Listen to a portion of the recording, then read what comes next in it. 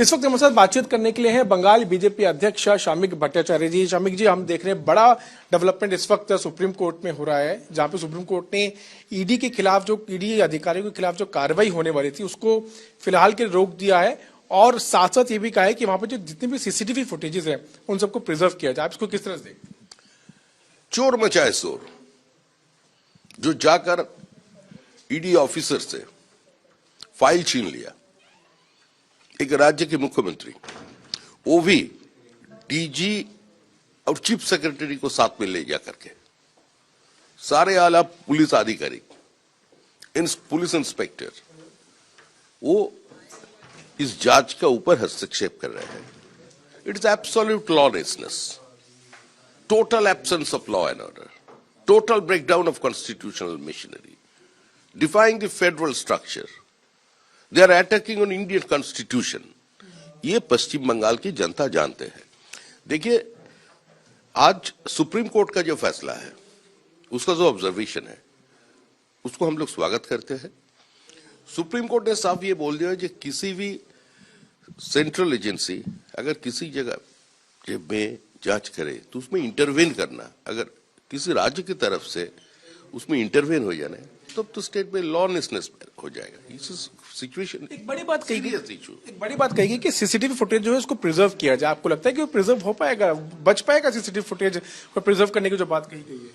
अरे, पश्चिम बंगाल में 40,000 शिक्षक का नौकरी बेच दिया गया, उसको वेमर शीट अभी तक मिला है आपको, तो उसको भी टेम्पर कर दिया जाएगा, लेकिन कुछ मिलेगा नहीं उसमें। क्यों गए थे मुख्यमंत्री उधर? क्यों सीएस गए थे? क्यों डीजी गए थे?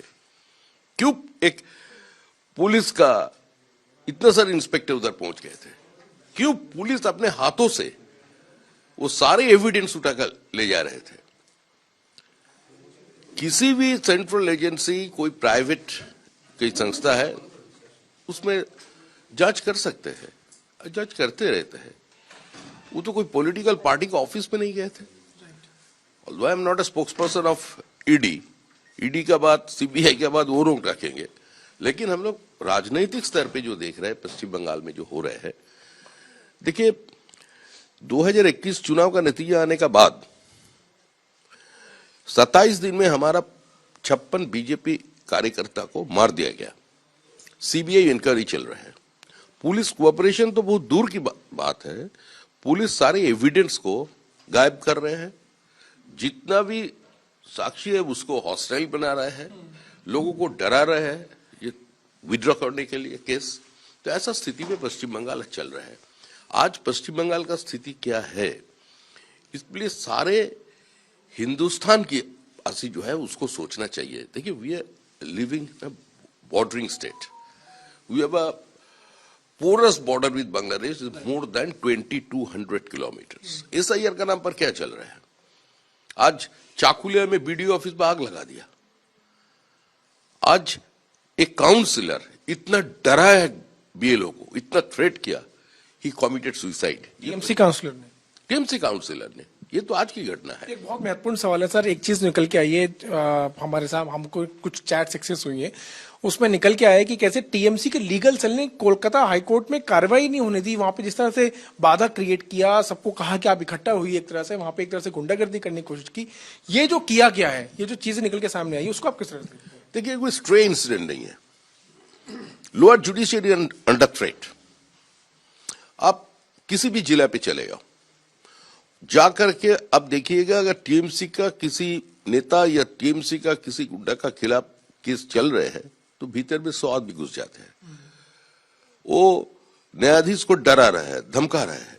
साउथ 24 परगनास का एक जज ने बता दिया, जो पॉस्को केस कर रहा है उसका फेवर में नहीं गए, टीएमसी नाखुश था, इसीलिए वो हमारा परिवार का स्थिति ऐसा बना दिया जो हम और हमारा पूरा परिवार आज असुरक्षित महसूस कर रहे हैं। ऐसा सिचुएशन है पश्चिम बंगाल। सरकार से जवाब मांगा। अभी देखिए, पिछले कुछ ही दिनों पहले एक न्यायाधीश का घर कक्ष में घुसकर कोर्ट रूम पे उसको मैनहल्ड कर दिया गया। हाईकोर्ट के जज के घर पे जाकर तृणमूल कांग्रेस पोस्टरिंग किया था। और उस दिन उसमें तो पश्चिम बंगाल का जो कानून व्यवस्था जिसका में है, जो लॉ मिनिस्टर है चंद्रिमा भट्टाचार्य जी, उसी का मौजूदगी में सारे घटना हुआ।